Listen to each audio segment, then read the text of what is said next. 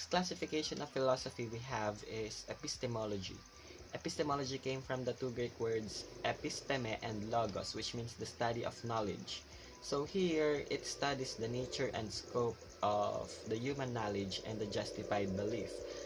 So when you see questions that are focusing on the person's knowledge and wisdom, so it will fall under epistemology. So some questions that may fall under this category are: what is knowledge? What do we know? What is knowledge? Or how is knowledge acquired? What are the structures and the limits of knowledge? And what makes justified beliefs justified? So as you can see from this question, so it is mainly focusing on the concept of knowledge. And once you see a question or statement that is focusing on knowledge, that will automatically fall under epistemology. So that is your clue for epistemology. The next one we have is the logic. So logic came from the word logos, but this time in this context it doesn't mean the study of, but it means the science of correct thinking. It distinguishes sound and good reasoning from those which are not. So paano ba natin masasabi that an argument is sound and good? So we are going to study that on our chapter 2, but I'm going to give you a simple idea. So an argument is sound and good if it is true and valid. So it means that it must be true and valid, and the qualification for us to consider it true and valid, we are going to discuss that on chapter 2. So some examples of logic are: what is correct reasoning, and then what distinguishes a good argument from a not good argument, and how can we detect fallacies of an argument. So in this case, logic is quite related to epistemology, because epistemology focuses on knowledge. But if you see the question focusing on reasoning, and then the fallacies or the errors in reasoning, and then that will fall under logic. So when the question is focusing on knowledge, it is epistemology. When it is focusing on reasoning, or you see the word arguments, so it will fall under logic. So the last one is the value theory. So we have two main classifications here. We have the ethics and the aesthetics. So for the first one, ethics. So ethics came from the word ethos, which means conduct, belief, or customs. So it studies the morality of the human action and how humans ought to act. So here we must clearly understand what is the difference between morality and ethics. When we say morality, it is the practice of the rightness and the wrongness of an action, and the ethics is the theory of right action. So meaning that if we are talking about the theory, it is ethics, while if it is in practice of the human person, it will definitely fall under morality. But those two are very much related to each other. So some of the questions are: what is a right conduct that causes the realization of the greatest good, and how do we determine a right conduct, or what makes a right conduct right, and what is good life and can we attain it, and what do people think is right. So when we see questions focusing on the righteousness and the wrongness of certain doings, or it is about conduct, so that will definitely fall under ethics. And the next value theory we have is aesthetics.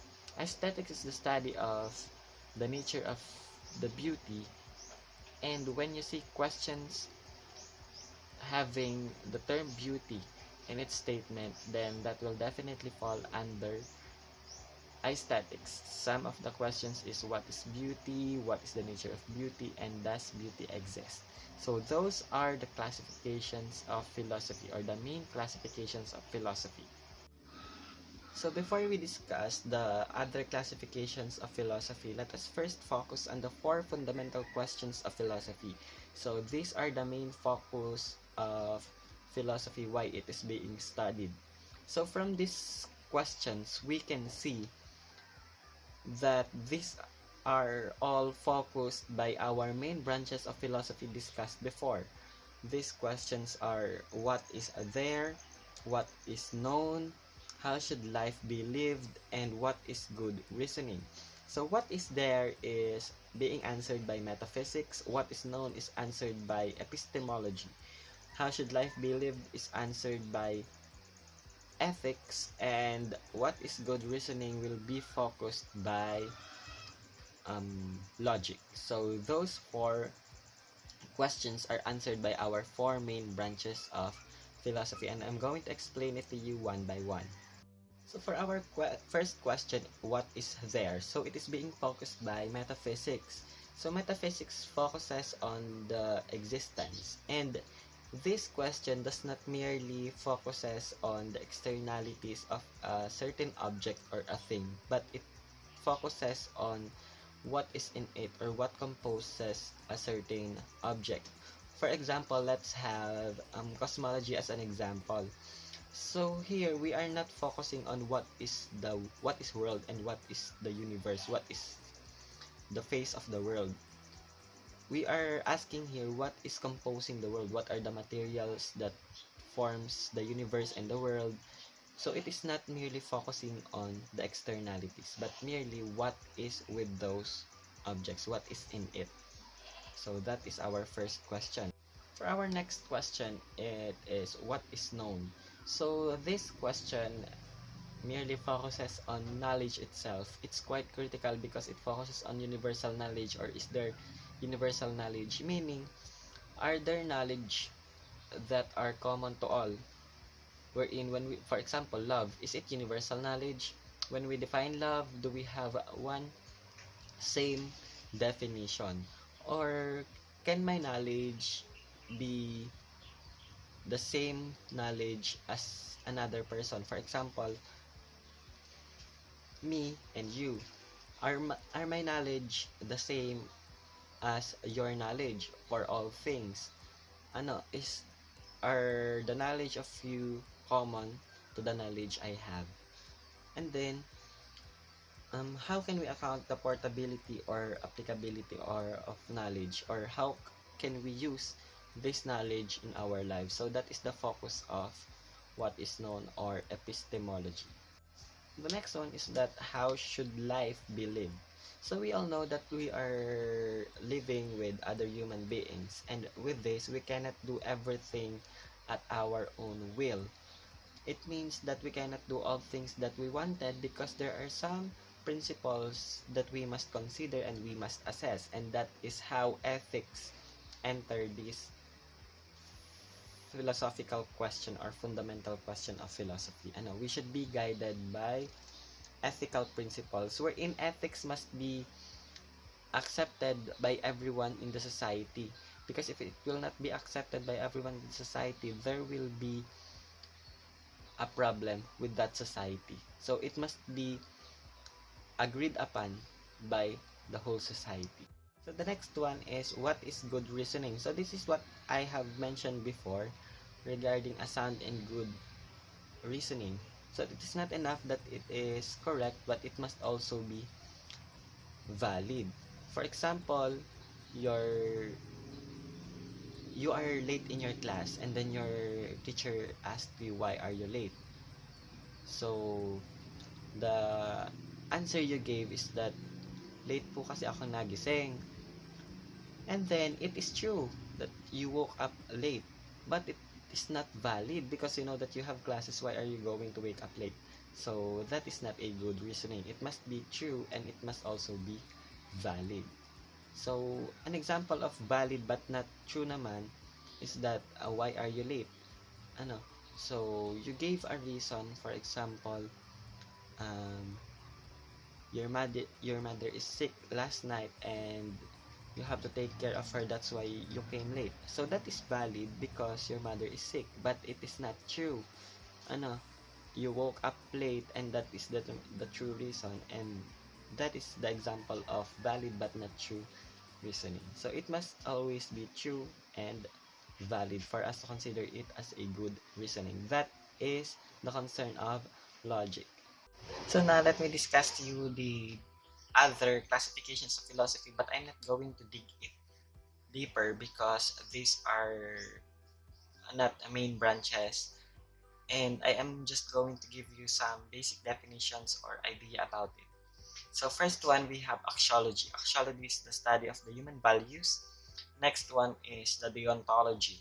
Deontology is the study of the duty of the human person. So those are the clues that you can use to identifying the classification of philosophy.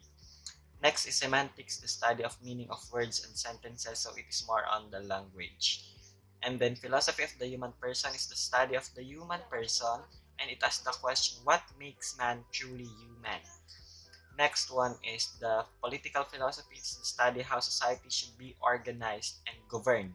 So when you see questions mentioning about politics and governance, so it is political philosophy. Next is the philosophy of science. It is a branch of philosophy that is concerned with the foundations of science, its etymology and methods of inquiry, and the relationship of scientific theories generated. So as long as those questions have not yet having one definite answer, then it will fall under philosophy of science. But once it is answered clearly and that answer was already finalized, then it will not fall under philosophy of science, but it will fall under science alone, because it has one definite answer. Because in philosophy, we have many answers to a certain question. And lastly, we have the philosophy of religion, and then it studies the religions and its concept and beliefs through philosophical inquiry or criticism. So some questions are, is religious faith reasonable or not? So when we are having questions about religion and not merely about God, it will fall under philosophy of religion. That's what you are going to consider in classifying if it's philosophy of religion or theodicy. When you are questioning about the beliefs of a certain religion, it is philosophy of religion. When you are having questions about the existence of God, then it will fall under theodicy. So that is the definition. We still have the philosophy of technology.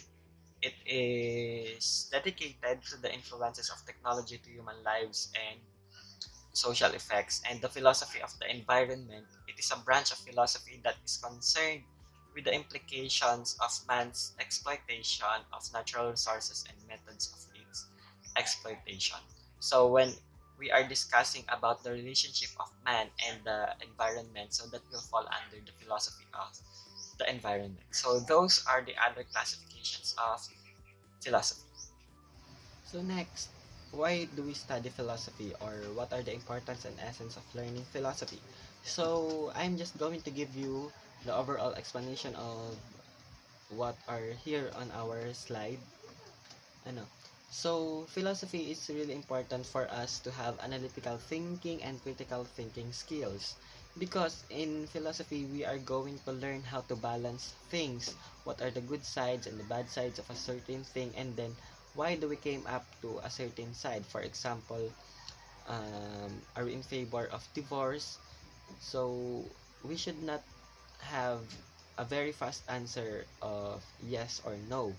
We must consider certain things on why do we have to go to that specific side. So we have to undergo some researches and then balance those sides, which is